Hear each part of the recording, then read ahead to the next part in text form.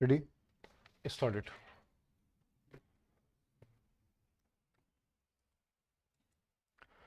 Mr. Deputy Chairman, sir, we are aware that democracy is constantly changing its laws to suit the changing needs of the times as they arise.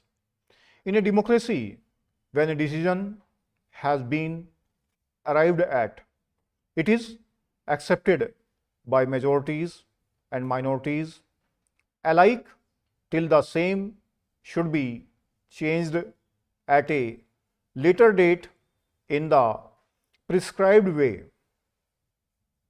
Today, we have a new map of India, and since a decision has been taken, it is our sacred duty to accept it.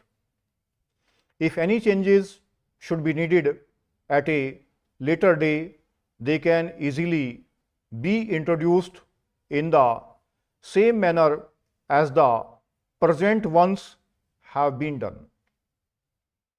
So far as languages are concerned, I believe they should be allowed to solve their problems themselves.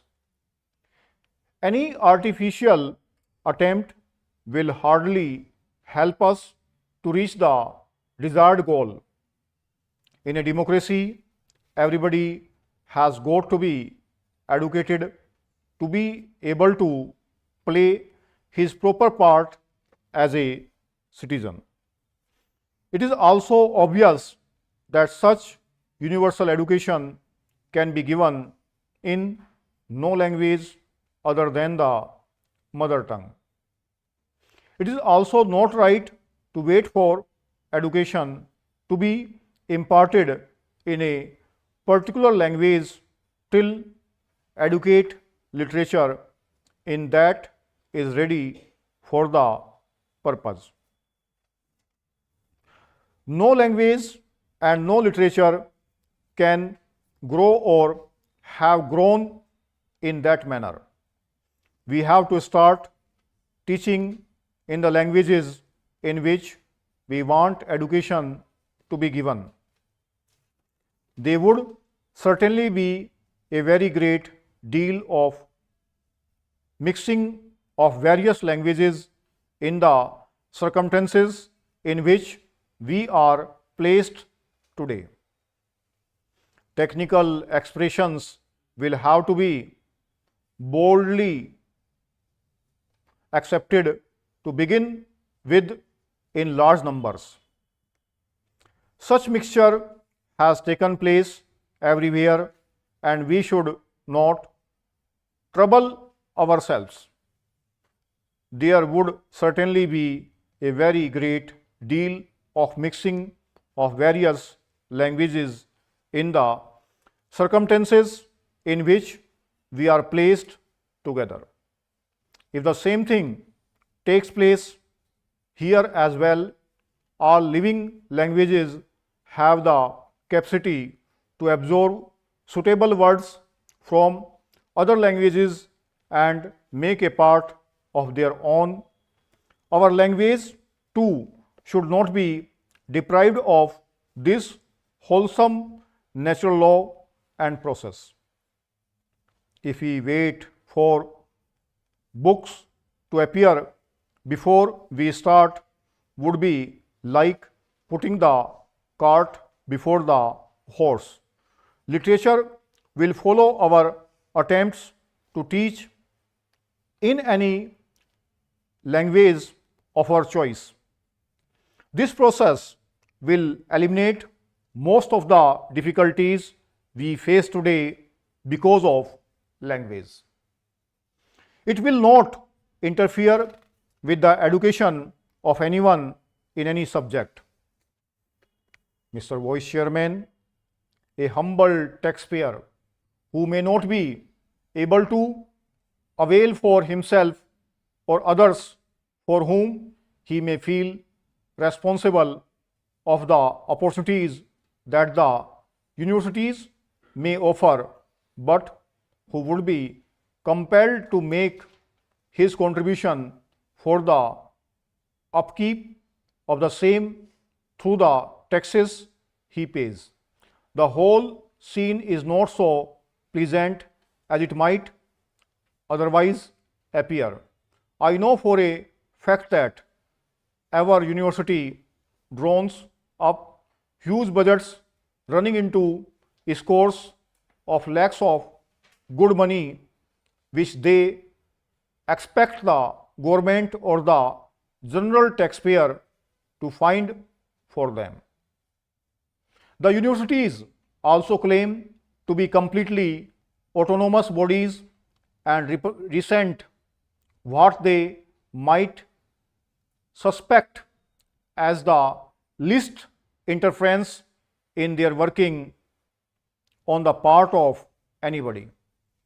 They also take great offense if all the money that they demand is not paid. When the hard-working private citizens find that masses of them have to pay for the universities from which they themselves derive no profit, when they also find that those who come out of these universities are either persons who form a class apart and constitute themselves as rules looking down on them, or are unemployed and thus a burden on society, they have to sit up and think. No one would have any objection to any education that,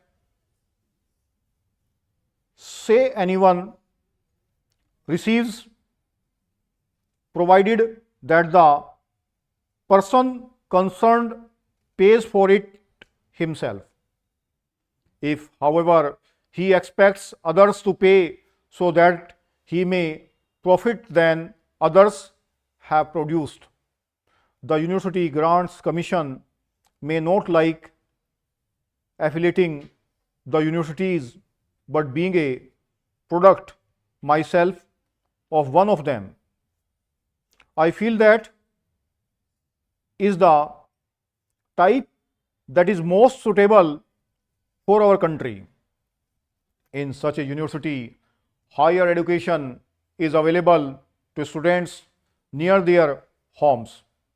They have no need to lose contacts with their parents and their neighbors, and thus are kept in touch with the actual conditions of their domestic, social, and economic life. They can be of help to their parents in many ways when they are at home. The fees that the parents have to pay for their children are also not as high as they would be when they are sent away to universities. It is essential that no one should be cut away from economic conditions. Mr. Deputy Chairman, sir, we are aware that democracy is constantly changing its laws to suit the changing needs of the times as they arise. In a democracy, when a decision has been arrived at, it is accepted by majorities and minorities alike till the same should be changed at a later date in the prescribed way. Today, we have a new map of India, and since a decision has been taken, it is our sacred duty to accept it. If any changes should be needed at a later day, they can easily be introduced in the same manner as the present ones have been done.